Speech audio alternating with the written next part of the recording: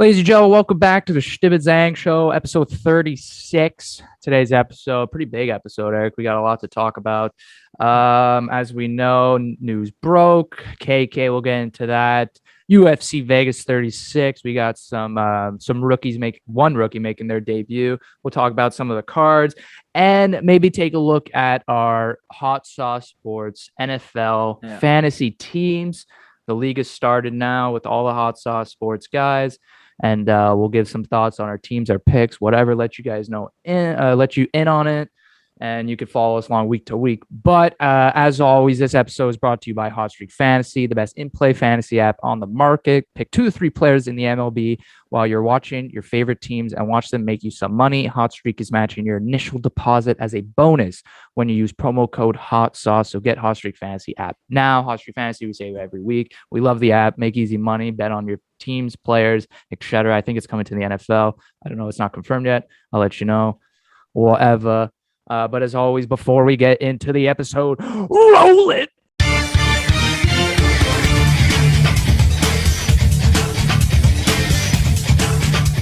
Welcome back to the Chtib Zhang Show. As we said, episode 36. Eric, we're back for another week. Jack Eichel's still not traded. We'll get to that later on. But we have a lot to talk about. A lot went down involving the Canadians, KK, Carolina, UFC Vegas 36. We don't do a lot of Vegas, fight nights and stuff like that. But this one we wanted to talk about for a specific reason and, just in general. And like we said, we'll give some thoughts on our fantasy teams. We'll see if we have time for that. We don't know. Depends how much we talk about KK and Carolina. So let's oh my God, I got to start the timer. Let's get right into let's talk about Kotkaniemi after. Let's get into UFC Vegas 36. That's what I want to talk about first, Eric. UFC Vegas 36 happened. What are we today? Monday? Happened what, Saturday? Saturday it happened. It's always Saturday. Yeah. Saturday went down. Some good cards. As we know, a lot of Brits were fighting in this one. I am British background, English background. Oh my God, so really? Hard to say. It's not that hard to say, of course. My European background is pretty basic. I know you're British. What? Well, okay, no, yeah. English background. I mean, it makes sense, Eric, if you really think about it. Okay. There's a little. We won't get into the history lesson, but I do have English background. I think a lot of white people that look like me, blonde hair, blue eyes. Most likely they come from an English background. But so I posted on my Instagram. I was rooting for the home country to bring it home. And Eric, 3 out of 4 did their job. Whereas in the main event, it didn't go too well. Before we get to that guy, let's talk about Tom Aspinall, Eric, heavyweight, British versus Sergey Spivak. Heavyweight bout 13 and 14, I think. Aspinall came out with the TKO. Eric, I don't know if you know these guys that much. This is the first time I hear about them. I don't know if you follow them that much. Aspinall was a bit I've heard of his name before. He's decent. So Aspinall, I forget what his record is. Pretty good record though. Very good, yeah. He's kind of working his way up now. I was watching the fight highlights because first of all, I'm actually willing to pay for this fight card, right? Willing to pay for it Saturday before this starts. I'm trying to figure out how to get ESPN Plus, not offered here in Canada. So whatever. I don't know. I couldn't watch the fight. Dana White doesn't like Canada. So I couldn't I couldn't watch the fight. No, Vegas fight nights are usually free. That's why it's like on ESPN or whatever. No, it's not free. You're wrong though. No, but it's not meant to be like pay-per-view. You're supposed to pay to view it, right? But but you have to have a subscription though. Kind of, yeah, exactly. Like I couldn't find it anywhere on TV. Let me tell you that. I had to go on ESPN Plus, and you got to freaking get a subscription and stuff like that. But guess what? It's not offered in Canada. So try to go on Twitch, stream it illegally. Nope, nothing happening. So whatever. Couldn't watch the fight. I had to watch the highlights. I'm not gonna say that I illegally streamed it, but I did watch the fight. I did watch the fight. You watched it? Yeah. What? Darren Till? I watched the whole fight. Where did you watch this? Sorry, man. Oh yeah, because Dana White's tuning into our no, I'm playing ball. I'll let you know later. Oh, okay. But Tom Aspinall, he is 11-2. Yep. And I don't know what the UFC. What's his UFC record? He's Oh, 11-2. oh, it's different. Yeah. I don't know. Because I don't think he's 11-2 and he's ranked 13th. So he's probably No. not 11-2. Don't know what his UFC record is, but yeah, he was ranked 13th. Oh, he's 4-0 right now in the UFC. 4-0 in the UFC. Okay. Yeah. So Ooh, all 13. finishes too. Yeah, I was watching his fights. He has really quick hands. Really, Yeah. really quick hands. And yeah, I saw the highlights. His jabs, his hooks, they're really fast considering he is a heavyweight. And TKO'd Sergey Spivak. I'm gonna Oh my keep God, saying that. 2.5 minutes. 2.5 minutes. Yeah, oh yeah. His opponent didn't even land a shot. No, which is crazy. that's what I'm saying. He like dominated him. Yeah. Didn't get a mark on his face or nothing. So don't want to say Tom Aspinall, 4-0, maybe a name to look out for. Moving on. Who knows when the next ranking comes out where he is. He's 4-0 right now, 4 finishes. Maybe he stays outside the top 10, most likely. Because you still need to get more fights under your belt. But yeah, he came home with the W. Like I said, TKO fashion. That was a good fight. Didn't get to watch that fully. Molly McCann, another Brit girl. I forget what division. I feel I don't want to say that, but she faced Ji Young Kim, I think. I forget what the rankings were, but she won by decision. 3 rounds, a good fight. They both were pretty much trading shots. But Molly had more strikes that landed, so she got the decision win. And then Eric onto maybe the new lightweight star. Oh yeah, Paddy Pimblett. Do you know what? Give him a ring. Give him a ring. Oh, I love Paddy this guy. Pimblett. Eric, he's taking the UFC by storm right now. I don't know if you know. Already has more followers than Leon Edwards, who has 14 fights under his belt. Paddy has 1 official fight in the UFC where he came out with a win.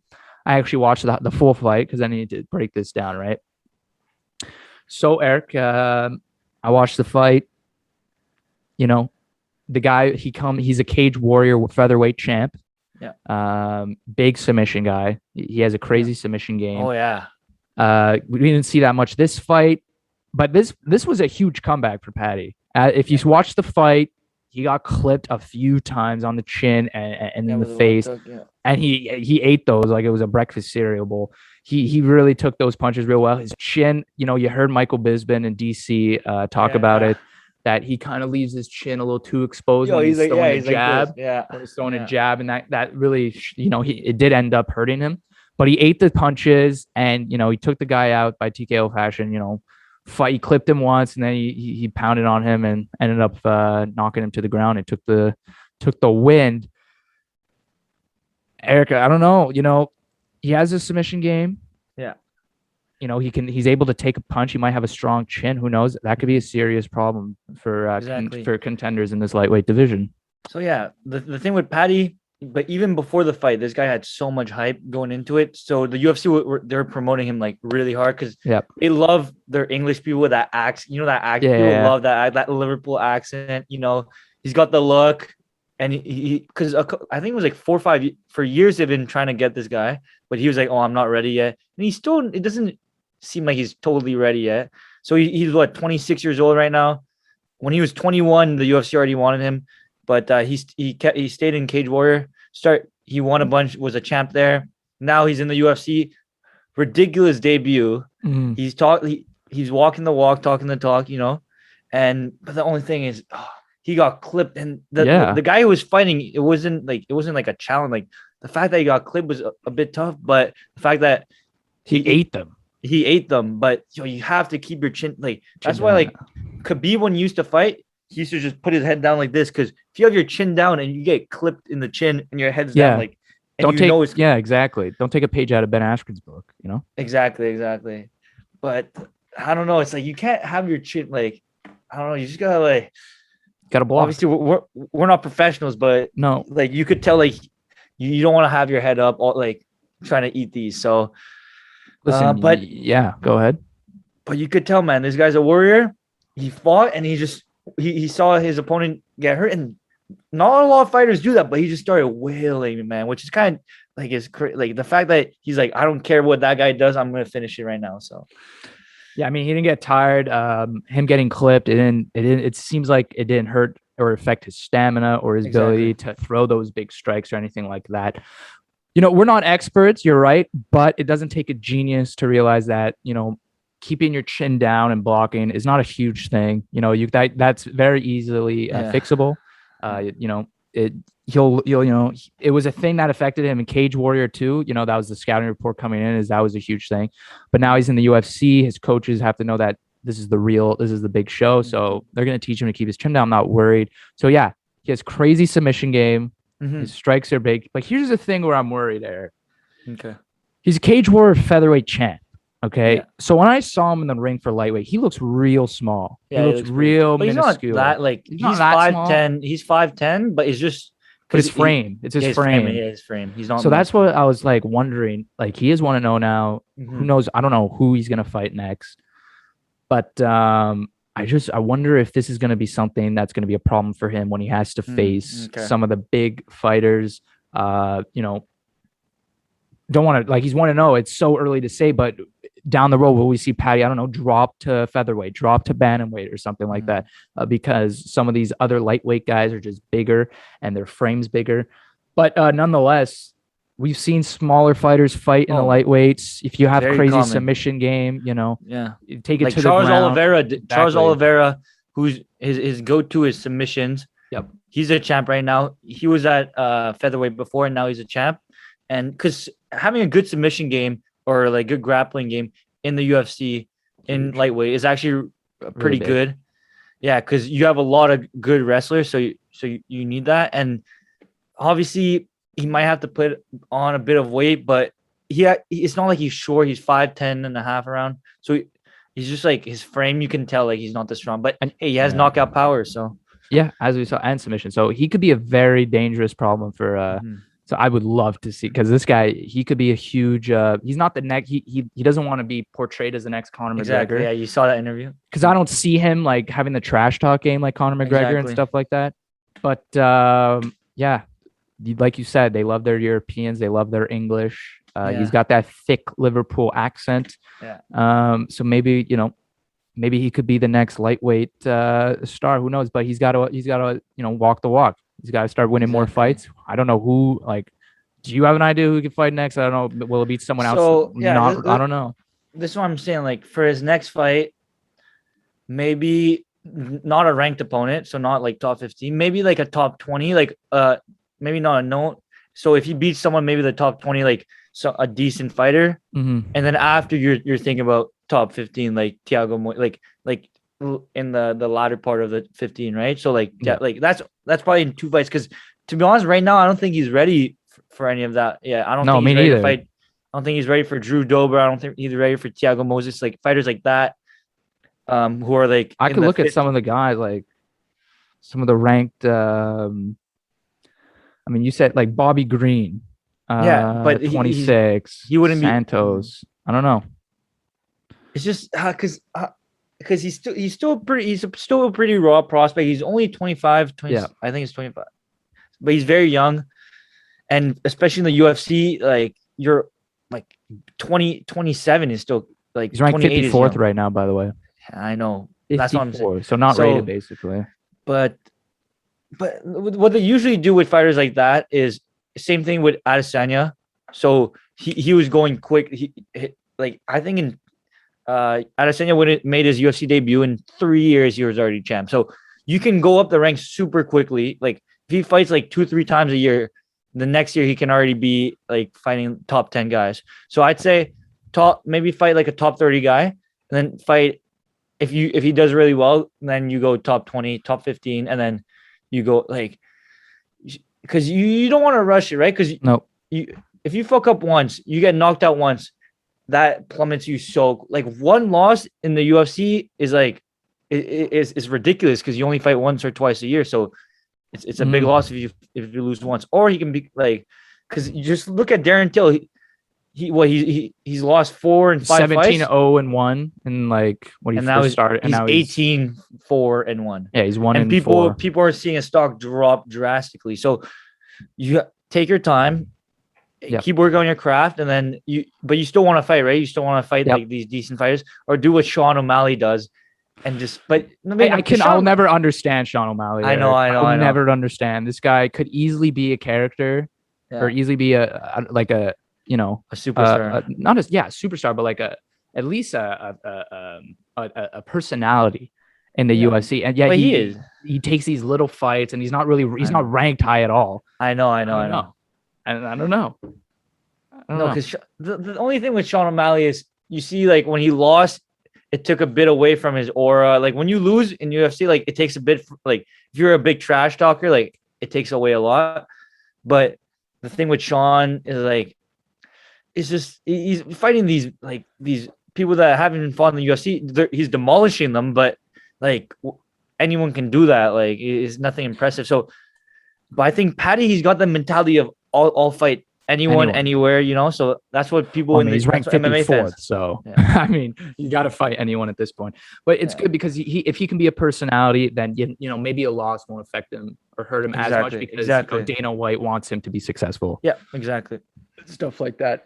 So it's gonna be interesting to see what's next for Paddy in the lightweight division. Very excited for him. You mentioned Charles Oliveira quickly. I think people know, but Dustin the Diamond Poirier and Charles Oliveira, the Bronx Oliveira. Is it the Bronx? What's his nickname? I forget. I think it is the Bronx. But they're going for the belt, Eric. Yeah. Now hold on. This could be the end for Dustin Poirier if he wins. This could be it. He could retire after this. I mean, all he said is he wants to be champion, and I could see this guy has a hot sauce, like Louisiana hot sauce. Yeah, I know. I could see him retiring. I don't know if he'll do a title defense, but if he wins, I could see him retiring. We'll talk about it later down the road. That's I don't know when that's December. Yeah, I think so. Yeah, like December 11th, I think. So we'll really talk about that later on. But it's good to see he gets his title shot finally. Not finally. So deserved. He already had a title shot. Yeah. Khabib. Was it Khabib? Yeah, Khabib was champion. And he lost. Pretty fair though. Pretty fair. But if you watch that Khabib fight, he got Khabib a few times. He had him in. So he had him in the choke. He was the closest one to almost finish Khabib. Yeah. So. And he just couldn't. If you saw the Joe Rogan, like he didn't hold on or something like that. I forget what it was, but he let go of the choke and Khabib escaped. But anyway, Charles Oliveira, big submission guy too. Dustin Poirier, pretty good on the ground too. Big kickboxer though. We'll get more into that. It's just good to see he gets the fight announcement. Anyway, moving into the main event, which was the middleweight bout. Eric Darren Till versus who was ranked 10th or something, or 7th or 7th. Yeah, it was 7th. 7th or 9th is one. Derek Brunson, who was ranked 6th. Eric, I wanted Darren Till to win because I think if he were to win, it would make the middleweight division more interesting if he was able to get that title shot later on. Because people were projecting this guy by now to get a title shot or at least be a champion somehow. Yeah. Because he started his career off in the welterweight or whatever, moved up to middleweight, hasn't had the same success. Yeah. He lost in TKO, but Eric, it wasn't even he lost by submission, by rear naked choke, I think it was. I forget. Yeah. Eric, we watched the fight after we talked about it too before the podcast. Yeah. What was it? Saturday night. Darren Till looked terrible wrestling on the ground. Yeah. Terrible.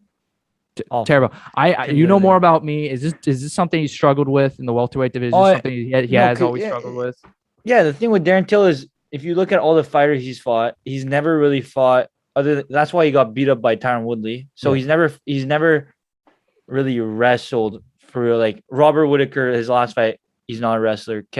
Gaslam wasn't like he's never had to wrestle yet. Yeah. So, but his striking is way better than Derek Brunson. So that's where people were like, because Darren Till was a favorite coming into this fight, right? So people knew Darren Till. He's a kickboxer / boxer or a Muay Thai guy, something like that. So if you saw the fight, he starts wailing at him, like his striking's there. But the only thing is, what I didn't understand is Darren Till's he used to fight at 170, but he's like a 200 guy, like 203, like so he's still a pretty big middleweight, but I don't think he's big. Like you have Derek Brunson, who's big too, and who has a wrestling background and who can take down anyone, and then you have Darren Till that can't defend any takedowns for his life, and people have known that. So I thought he'd put up a fight because like Darren Till's still a big guy, and like getting taken down like that, and like he couldn't even get up, couldn't do anything, and and then he gets like. How do you not practice that like in your camp? I don't know. Yeah, you got to blame the camp because, as we know, Derek Brunson is a wrestler.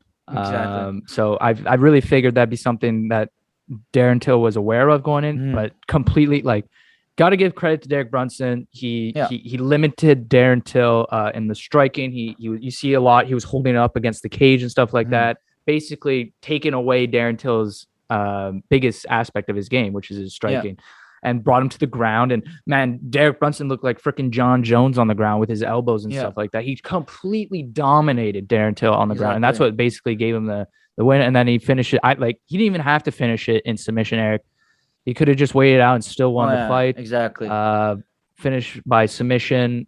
Darren Till, Eric, I thought this fight would knock him out of the top 10. Luckily for him, he's still in the top 10. He's ranked 9th now. And Derek Brunson moved up to 4th. So, and then I think that was the ranking before. Actually, I think it was 9. I think Derek Brunson was no, because Derek Brunson was already high. He was already on a 4-fight win streak, beat Kevin Holland. So I don't think it's updated yet. So I still think coming into, it's because what happened was, Darren Till. The reason why he's at 9 is because he's only had 3 fights in middleweight. So he beat Kevin Gastelum, lost to Robert Whittaker. So he's at 9 because he hasn't proven himself in the middleweight yet. Yeah. And to explain how good Darren Till is at striking, when he was in welterweight, he so in Liverpool he fought Stephen Wonderboy Thompson and outstruck him. So he won by decision. Yeah. And Stephen Wonderboy, like, imagine staying on your feet with Stephen Wonderboy Thompson, who's one of the best strikers in MMA, and beating him by decision. So that just shows how good of a striker he is. He has so much hype behind him, like all the trash talking. And what I kind of find weird is, okay, it's like even before Derek Brunson, I think it was like 2 months ago, he was supposed to fight Marvin Vettori. So Marvin Vettori ended up fighting Kevin Holland, but Marvin Vettori is a wrestler. He's a pretty decent wrestler. Yeah. But Darren Till got injured, but he was still training for that fight. So that means he was still training on his wrestling. And then after Marvin Vettori obviously beat Kevin Holland and then got to fight Adesanya, lost.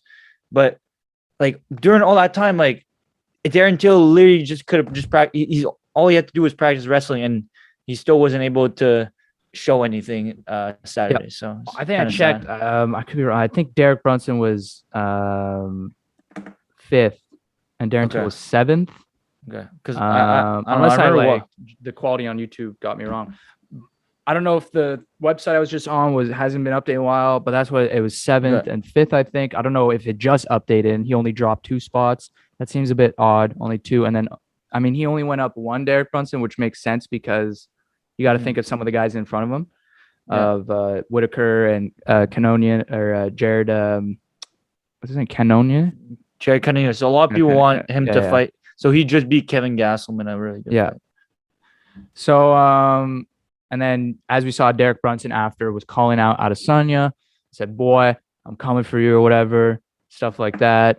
Adesanya on Instagram was making fun of him, basically showing the clips of him kicking his ass and saying, "Calm down, my son," stuff like that, basically saying, "I'm your father." Yeah. So that should be funny. I don't know. We'll see after Adesanya beats Whittaker. Knock on wood. After he faces Whittaker again for that rematch.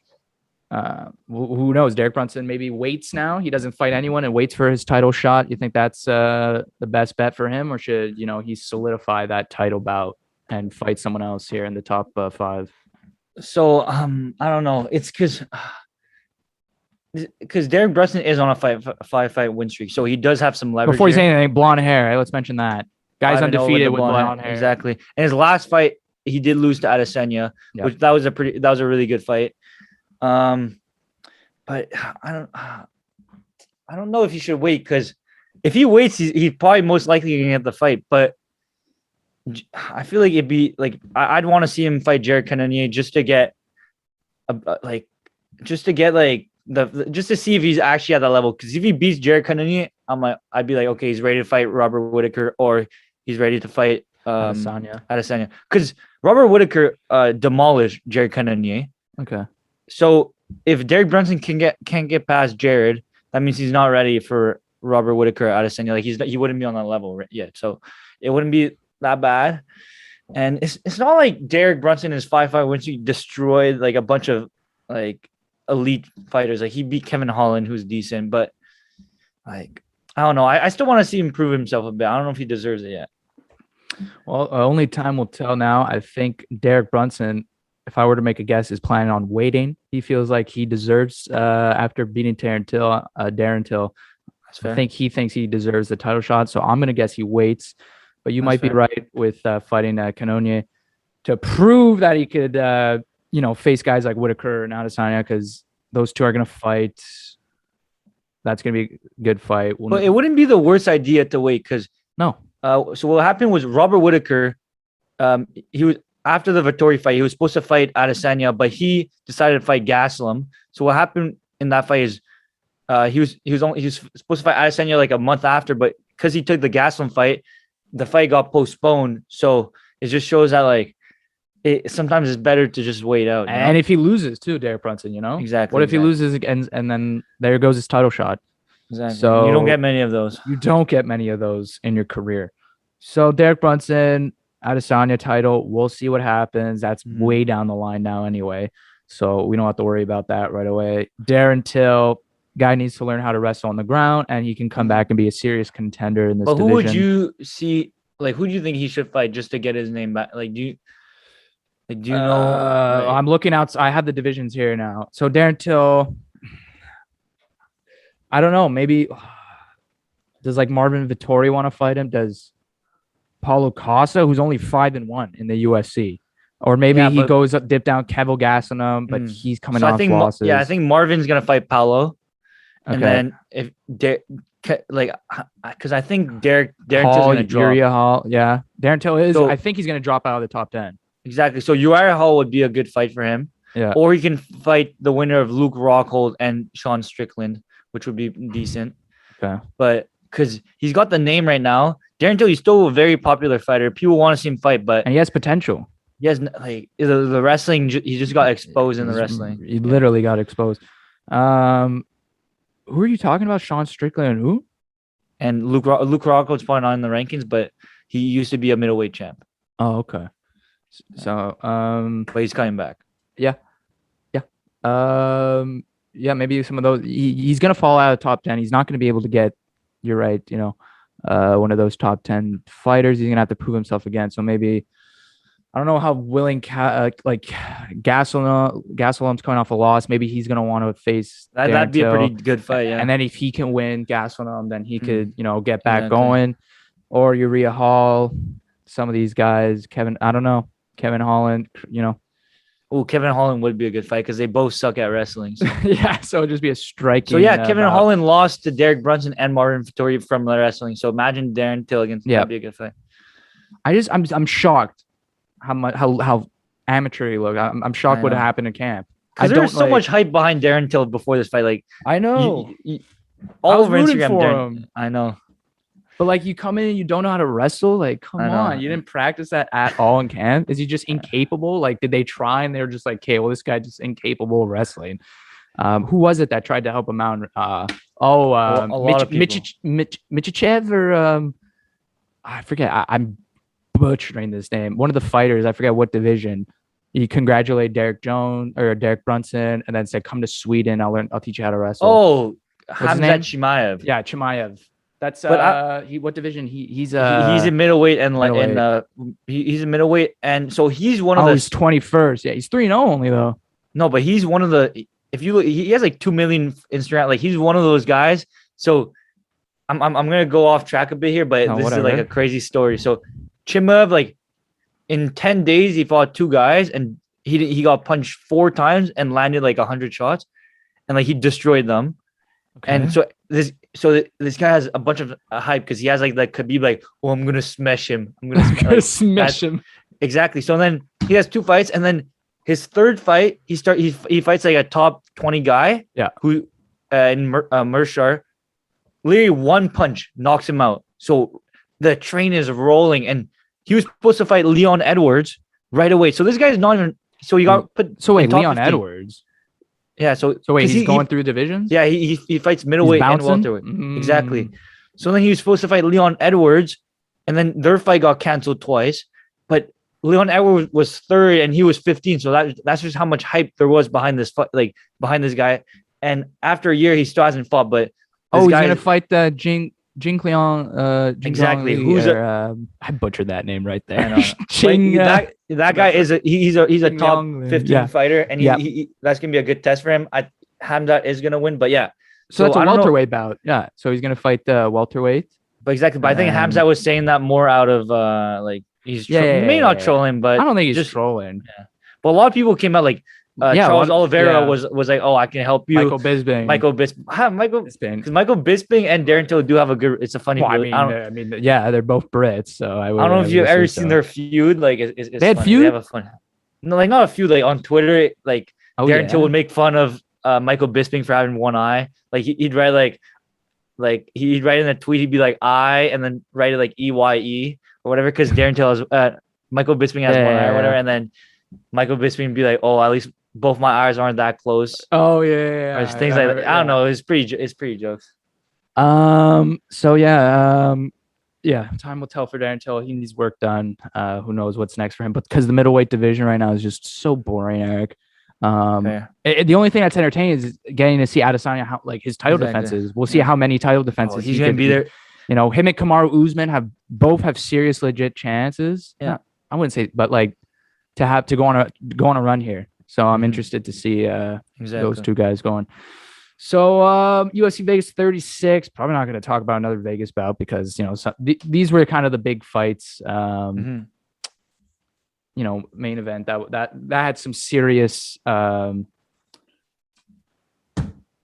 outcomes. If Darren Till were to win, he could have been a serious contender in the middleweight. Anyway, though, he didn't. Unfortunately, the sweep didn't happen for the Brits. They didn't bring it home. They went 3 for 4. Unfortunate. Decent, yeah. But let's move on from the UFC, Eric, to the NHL, where Jesperi, Kotkaniemi, Eric, is a Carolina Hurricane. Montreal, Marc Bergevin decided not to match the offer of $6.1 million a year or for the year, and then it would be his qualifying offer. So KK is officially now Kane. Bergevin gets the compensation first and third, and Eric, he didn't wait too long to make a trade after that, as we all expected, as I expected if it were to happen. Christian Dvorak. You predicted that, yeah. Well, I mean, it was pretty you were telling a lot. I wasn't just me, Eric. There was a lot of people in Montreal hinting at this because it made sense. Arizona State. So Marc Bergevin, I think it was like minutes after the 5 o'clock deadline. He goes out, gets Christian Dvorak. He trades a first-round pick and a second-round pick. Here's how the trade went down, though. Arizona will receive the better selection of the first-round pick between Montreal and Carolina. Okay. However, if one or both picks are in the top 10, Arizona receives the worst. Okay. So, hypothetically, let's say it's 8 and 10. Montreal had a terrible season. So did Carolina. It's 8 and 10.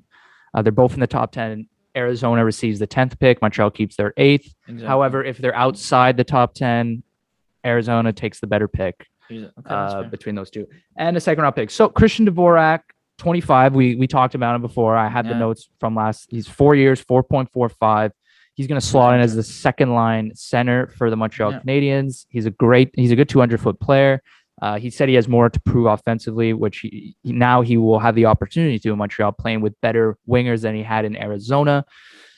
The line I had him on, of course, was the second line. So his wingers are going to be Gallagher and most likely, I don't know, Hoffman. Eric, I'm saying Hoffman because I'm not sold on Jonathan Drouin. As we know, Jonathan Drouin coming back. He should be playing in a top 6 role. But he wants to play center, didn't you say that? Yeah, that's not going to happen, though. That's going to get shut down really quick. Drouin, he should be playing in the top 6. He's skilled enough. He has the capability of doing it. However, we know Drouin has not been able to prove that. So that's why I have him or Hoffman. Who knows? One of those two are getting flipped to the third line and second line if it's Hoffman or if it's Drouin. Yet Christian, no matter what, he'll have some skilled line mates to be playing with. So we'll talk about KK first. Carolina, like I said last time, KK is the biggest winner out of this whole thing. He's making $6 million as a 21-year-old. His point production's garbage, so he shouldn't be. He totally got overpaid. The thing that pisses me off the most, though, is Don Waddell, the GM of the Carolina Hurricanes, going publicly saying that this wasn't a revenge for Aho's, that contract. He said it wasn't a revenge. Oh, so why are you putting $20 on the bonus? So that's what I'm saying. Yeah, sure. Jesperi Kotkaniemi, you tried to trade for him. Who knows? That wasn't official. He was a guy you said you had your eyes on for a while. So if you were serious about having Jesperi Kotkaniemi, you would have made a realistic offer. Like a 4-year deal at $4.5 million or something like that, or $5 million, whatever. Not a 1-year, $6.1 million deal with a $20 signing bonus, and then going at your press conference and basically plagiarizing Bergevin's press conference press too. So Don Waddell, whatever, you can be the smart ass you want to be, but you're not going to fool anyone that this kind of backfired. I think, a lot of people might say that Montreal came out as the winner of this whole situation and Carolina came out as a loser, because if you look at it, Carolina let Dougie Hamilton walk in free agency because they didn't have the money, they said, yet they had the money to overpay for a third line winger. First of all, KK is not even playing center, even though he's drafted. He's not going to play center for them. He's expected to play on the left wing on the third line with Jordan Staal and Jesper Fast. So that's where he's expected to slot in. This is how I've seen it. Listen, $6.1 million. If Marc Bergevin said today at his press conference, which there was a lot of things, that I didn't like from the press conference. A lot of things that, I did like. I'm trying to find the news now. Yeah. Okay. So he had his press conference, and, what Bergevin said was the biggest thing was he said we would have loved to keep to have kept Kotkaniemi, of course, he says, but not at $6.1 million and not with Christian Dvorak being available to us. So the availability of Christian Dvorak had a huge thing on this whole contract situation, because if he wasn't available and Arizona wasn't willing to trade him, I think Montreal re-signs Jesperi Kotkaniemi. Because let's be honest, Christian Dvorak right now next year will be the better player than Jesperi Kotkaniemi, right? He makes your team better than what you would have had originally with KK. Yeah. It just comes to the question of the higher potential. KK is still young, 21. What can he, what will he look like when he's 25 compared to what Dvorak looks like now? Yeah. That's the question. Yet, if he stayed in Montreal, they matched his offer. His qualifying offer next year is $6.1 million.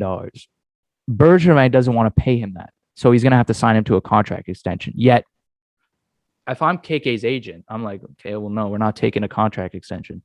We're just going to take the qualifying offer of $6.1 million. Yeah.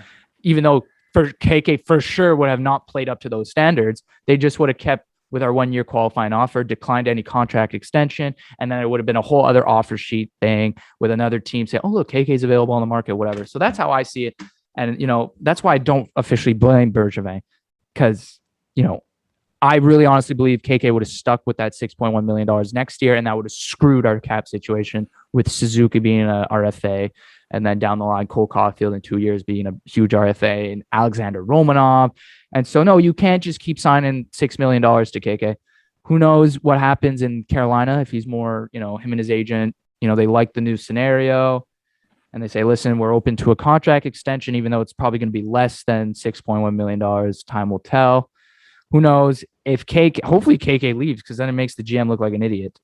And then we get the first and third and they get nothing and they overpaid basically. So yeah, I like the move right now.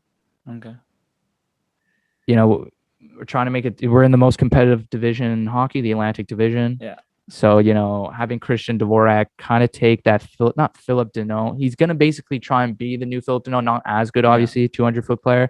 And at least he'll have more offensive upside, though, with skilled wingers now. So that's how I see it.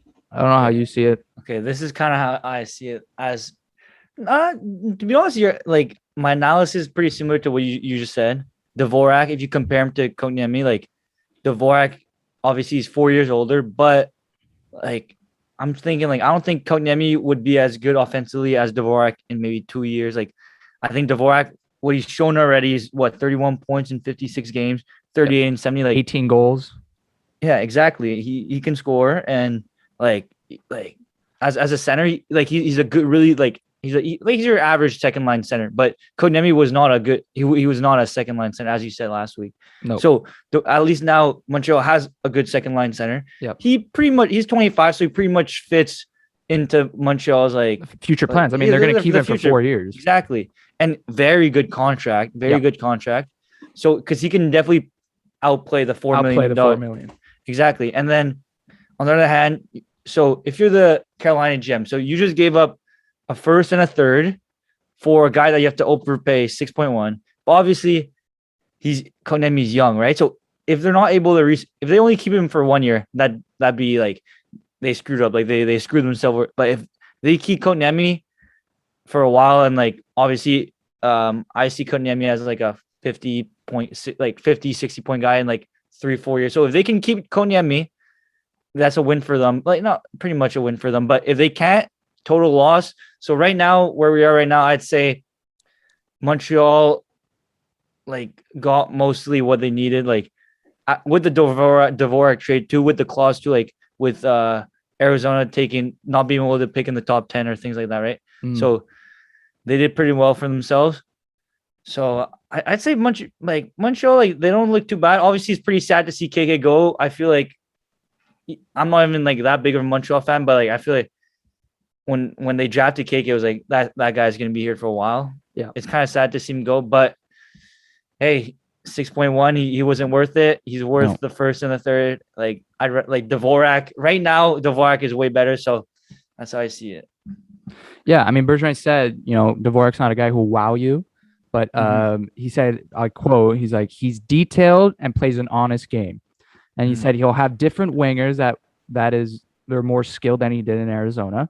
And Bergevin also said that the club was proposing a 2-year bridge deal to Kotkaniemi at a price lower than the offer sheet. So then obviously Kotkaniemi didn't take that. This is where I don't Bergevin should just keep his mouth shut. He said that in hindsight, it would have been beneficial to let Kotkaniemi play another year in Finland instead of bringing him to the NHL. So you're basically just no.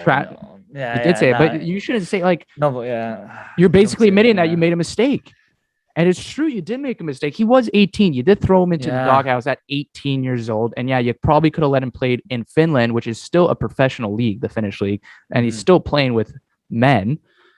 You could have still let him have a year development and then come over to the NHL. But of course, Montreal, with their huge need of center at that time in 2018, 2019, they not forced him. He looked good in training camp. But as you could tell in the next year, that missing year development kind of took a toll on him and kind of screwed him, it seems like. Now, this is where it gets complicated for Carolina now because this is their problem. Next year, Kotkaniemi's qualifying offer is $6.1 million. I could totally see KK and his age. I don't know how how snaky they can get with this and stuff like that because Carolina most likely is going to try and get a contract extension with him. And most likely KK will probably sign it because, Carolina is still a competitive team. He's got Sebastian Aho, Finnish guy, Teuvo Teravainen, who's a Finnish guy. So he probably feels at home here. He likes the team. He likes the environment. But man, he could next year, he could easily say, listen, I'm not signing a contract extension. You got to sign me to $6.1 million. If not, some other team's going to offer me an offer sheet deal. I just don't know when it comes to offer sheet. Yeah, no, offer sheet doesn't have to be $6.1 million because it's not a qualifying offer. So it could be the same situation next year. Also, there's news going around where maybe Martin Necas is an RFA for Carolina. He's a really young, good player too. Oh, they're gonna offer sheet. Maybe people are saying maybe Montreal goes out and gets them he's back. Very good, yeah. But he's really good too. And with this whole cap situation now with KK and the $6.1 million, and next year if it happens to stay on the books, it could screw their cap situation where they can't sign Martin Necas and Montreal swoops in. There's no. It would get petty. I don't know, man. Bergevin. He's a little, I don't know. Bergevin is petty. I'm telling you, I don't want to cut you off here, but if you go back to what you were saying about Bergevin, what he said about Kotkaniemi playing in Finland in his rookie year, Kotkaniemi had a good rookie year. If you think about it, He did 34 points, 70 like +1. Like he had a decent first year. And the next Looked year, very though, promising.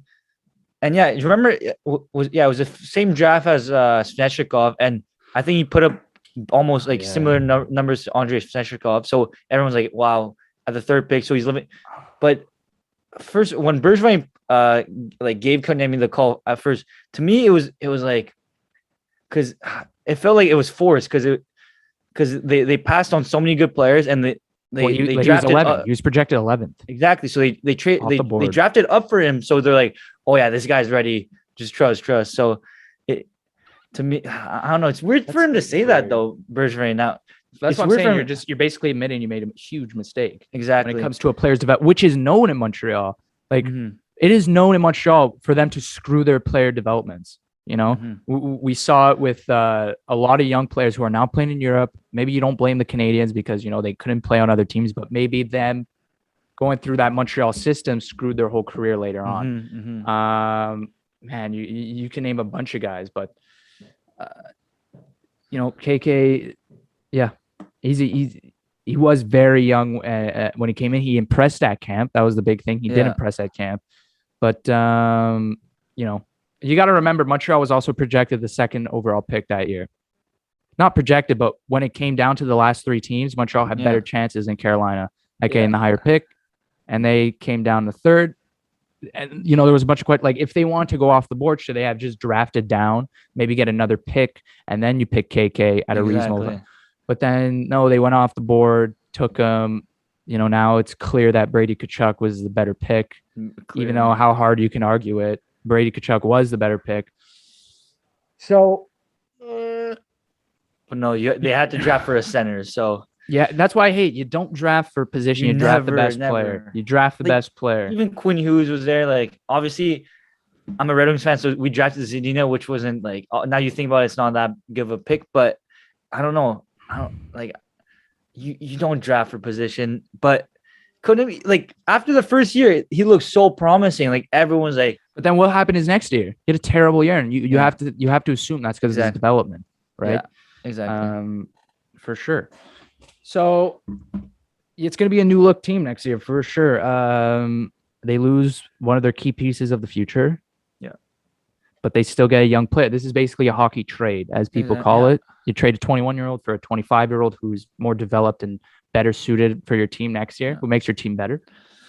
And that's what Christian Dvorak, I'm expecting him to have a big season, not big season, but definitely a better season than he had last year. Probably like a career-setting season is what I'm trying to talk about. That's fair. With guys like Gallagher on his line or Hoffman or Drouin. He has a bunch of options, a bunch of top six guys that could fill in for Christian Dvorak.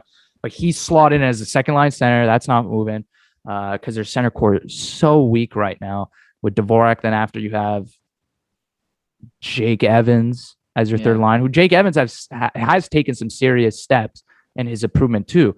Is he ready for that third line center? We'll see. I think he is. But it's gonna be nice to have a 20-goal scorer as your center. It's like because last year in only 57 games he had like 17 goals, which and Danault didn't score 20 goals, and Suzuki now is the legitimate first line center. So we'll see if he's able to take that next step defensively, which we have seen. I saw him taking strides last year of his game developing. He's developed real nice, but that's just because I think he is a star, up and coming star in this league. So Dvorak second line center, and then Jake Evans is your third line center. Who knows how Ryan Palin's going to do in training camp if he impresses to crack a roster spot. If not, then you have guys like Matthew Perreault, Cedric Paquette, and if they not Drouin won't play center on the fourth line. So it's between those three guys. Jake Evans, though, has a spot confirmed, I would assume, on this team. If it's the third or fourth line, he is playing for sure. They like Jake Evans a lot, the Canadians. So it really comes down to Paquette, Perreault, and Palin on that final center spot. And then you look, how's your center core? Suzuki, who knows how he's going to play against the top guys. Dvorak, who's going to be a great second-line center. Yeah. Evans, who knows what kind of strides he could take this year. And then Palin, if he can, continue his play from the AHL because he had a great season this year. Yeah. Or Cedric Paquette, who's who's been in the NHL, knows what he's doing. Matthew Perreault, who's a vet. Safe options like that. Or, you try the rookie, try Ryan Palin, who you drafted in 20, 16 or 17. 17, you might be right. 17 or something like that. 25th overall. He's still young, so I'm expecting Paling to take that next step. Hopefully, I cross my fingers. But still, then your center core is still kind of weak this year. You lose Philip Deneau. You lose Jesperi Kotkaniemi, who was your third line center at the time. Who knows now? Montreal for sure though got better with this Dvorak trade, in my opinion. I mean, I think everyone can agree on that. So time will tell what Montreal does. Because they had a lackluster offseason. But maybe they saved it a little. A lot of fans are mixed, of course. They love KK. He was a great character in Montreal, always smiling stuff, happy guy. But yeah, he's gone now. He's a Carolina Hurricane, and it's their problem. I really think that Don Waddell's like, shit. Like, this was meant to be a joke, a troll contract, and now I have to deal with it. And I think he's going to realize soon if KK doesn't take that step this year that, a lot of fans are going to be pissed for giving up that first-round pick, because if they don't make the playoffs, the Metro, Eric, is very competitive this year. Carolina doesn't make the playoffs. They don't have a first-round pick or lottery pick or anything like that, so it could backfire. I don't know. Sure. It could backfire for sure. And then you have KK too. Or KK says, listen, I'm leaving, or you sign me to $6 million. His agent would probably say, because he's not going to outperform his contract, Eric. Next season, he's not going to outperform $6 million. He's not going to outperform it. He's not going to outperform $6 million. He's going to play less to that money. He's going to play less to that standard. Of course, that's what I predict for sure to happen. The question is do they get a contract done now early, or does I wouldn't assume, like, it depends how willing KK is. Because if I'm his agent, I'm like, well, listen, man, we have $6 million on the books for us next year, worst case scenario. So that could really screw their cap situation down the road. And it makes sense. I can't blame Bergevin. $6 million could really screw you cap if that guy doesn't take the next strides. So that's that on the whole KK situation. 50 minutes. We could end the episode, or we could talk about our fantasy teams. We can talk quickly about them. Okay, well, for those who don't know, like we said, Hot Sauce Sports, we're in the fantasy league. It's going to go down this year. Me and Eric, new to the Hot Sauce Sport, whatever, platform. So now we're into the league. Eric, I could go through the picks quickly. Of the draft, the rounds. And before you start, Chtib is notorious for being a very good rookie to new drafts. Yeah, tell him, Eric. Our new league. He did win a big pot in his rookie year, 3 years ago now? Hockey fantasy. 16-player league, very committed. One rookie of the year, won it all. So, yeah, who knows? Funny that you should say that, Eric, because after my draft, I had the second overall pick. I took McCaffrey. Obviously, reasons. Hopefully, I'm hoping he stays healthy, because if he stays healthy, he is the best, or not one of the best running backs in this league. Mm-hmm. Took McCaffrey. My second pick, 19th overall, took D-Hop, because I figured, wide receiver. Then my third pick was auto drafted. This is where I kind of was pissed off a little. Pick Joe Mixon. No, I don't hate the guy. I love the Cincinnati Bengals in my team. I love Joe Mixon. I think he's going to have a good year. 22nd overall, though. Definitely had better options, so a little mad about that pick. It was auto pick, though. I didn't draft him on purpose. You can blame the live stream for that. Yeah, I'll blame that. Yeah, you're distracting me. Then 39th overall, I dipped into the QBs. I wanted a good QB. Took Kyler Murray. I think he's going to have a great season this year. Put up a bunch of fantasy numbers. 42nd, Tyler Lockett, Seattle wide receivers. Reliable, fantasy dependent. He'll give you good points. 6, I always draft Mark Andrews. Not that I'm willing to. I was trying to get a better tight end this year, but somehow Mark Andrews always falls to my team. So drafting 59th, still a really good tight end, one of the best tight ends. Yeah. Top 5 tight end in the league for sure. Mm-hmm. Kenny Golladay, skept 62 overall. I'm assuming he's going to be the starting wide receiver in New York, but with his injuries now, he wasn't able to build that chemistry with Daniel Jones, so it might be a little slow for them to get going. Took Jamar Chase 79th because I had to. Melvin Gordon. Now this is where my bench comes. Melvin Gordon 82nd. Rams defense 99th. Young Ho Koo had to take the offensive player of the year 102 overall. Elijah Moore rookie in New York. Jamal Williams Detroit running back, and then I took David Johnson, who was my steal of the pick. Because I took him 139th. Who knows what David Johnson does in Houston. Then I took Darnell Moore. wide receiver in Chicago, second year. So Eric, you go through your team because I got a draft grade of B. Okay. I was second. Don't know who first is. So I'll wait. I do know who first is. So why don't you? But you are projected the most points in the entire total points. You are projected the most. Yeah. So they basically gave me they already shipped my award in here, Eric. It's right here. Oh my God, you love that trophy. It's a little broken, but they shipped my award in already for the best draft. They actually won it. Yahoo Sports gave me the best. Oh yeah, that's broken. Yahoo Sports gave me the best draft. Okay. Even though see how you see it how you want to see it. I got the best draft award. I have the best points projection weekly of the season. So time will tell. But you had the 7th pick. I know. I had the second. You had the 7th. So this is why they get. So why don't you tell the people what you did? Okay. So with my first pick at 7, I drafted Travis Kelce. So I have Darren Waller or Travis Kelce in every single draft. So I drafted Travis. That's Kelce. A strategy of yours, eh? Yeah. So I drafted Travis Kelce at 7. Pretty happy with that. And then at 14th, maybe a bit of a reach. Some would say I drafted Najee Harris. So I could have drafted DeAndre Hopkins, right? But yeah, you could have. Yeah. Okay, but I don't know. That's kind of brutal. That's why I saw Najee Harris. I was like, whoa. I was like, I know he loves his Steelers. I want a good running back. I always want a good number 1 running back. Yeah. I want a good number 1. I think they probably David Montgomery. I could, but Austin Eckler was 12. He was 2 picks away. Okay, fair. Austin Eckler went to 12. Okay, that's okay. 2 picks away. But the thing with your team too is you have the Arizona guys, so it's boom or bust. Well, it's probably gonna be boom. But yeah. And then at 27, I got Josh Allen. Very happy with that pick. I know QB 27 maybe, but Josh Allen, I think he's worth it. And then I drafted at 34 Terry McLaurin. Mm-hmm.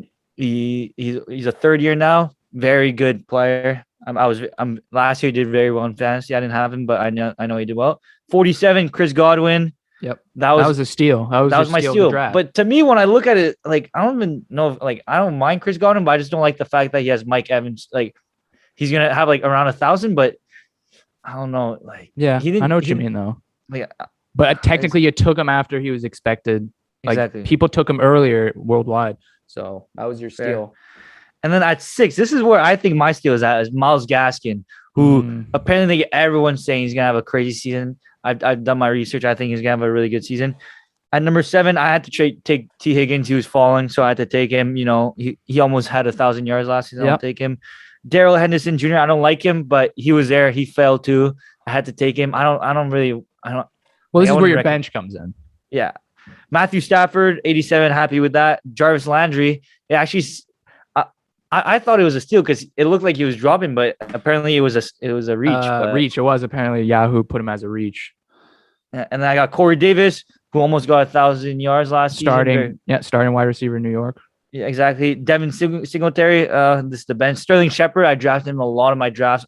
I don't know, him and Kenny Galladay are going to share, but one of them is going to be, I think Kenny's going to be a wide receiver 1, but still pretty decent wide receiver. And then Nelson Aguilar, who I think is going to be wide receiver 1 for New England, and then Buffalo defense. Yeah, I haven't drafted Buffalo. The 3 Buffalo. I haven't drafted a kicker, but I ended up picking up Rodrigo Blankenship. Oh, I did draft. Well, I don't like that pick though. Blankenship? Did you read? No. Apparently, I don't know. He's shaky on the coach to him. Shaky. God. We'll see. I don't know. Because what happened was I put it on auto draft because I had to leave. Oh. So my last 2 picks were on auto draft. I didn't even draft a kicker. I mean, recap. Where do I go to see? Where do I go see everyone's draft grade again? Oh, do you know? Am I stupid right now? I saw it 2 seconds ago. Draft result. There we go. Yeah, you press on draft. Yeah. Draft grade. Recap. Oh yeah, there it is. So it goes. You had an A, so you outperformed everyone because you had the 7th pick. Yeah. Even though I have higher points, totals per week. It's because it's the fact that I had 2nd pick and you had 7th. So I had an easier pick than. But also, I'm projected to win more matchups. No, aren't you? Yeah, you are. You're projected to go you're only expected to have 1 loss. I'm expected to have 3. So we're projected you first and me second. Hey, So who knows? Look at the rookies. Hey, look at Steven the Zhang show, man. Steven Zhang Okay. show making some. I don't know. There's some guys there. There's some guys who drafted some pretty shit teams there. Let's If not you're say looking any at some names. of the report cards, I'm not going to name, but I'm looking at some D plus, some C's, some C plus. But yeah, no, it should be interesting. I like my team. We'll keep you very good team. updated. Week 1, I'm projected 159 this week, Eric. You're projected 148. I know So that's kind of, that's what I'm saying. You know, you get the best team, but I'm projected crazy numbers. Yeah.